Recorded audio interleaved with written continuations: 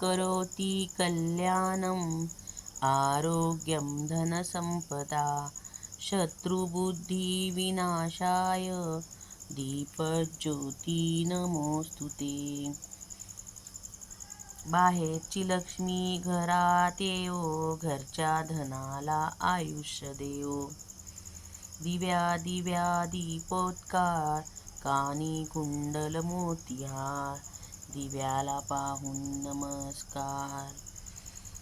तिळाचे तेल कापसाची वात, दिवा जळो माध्यान्हरात।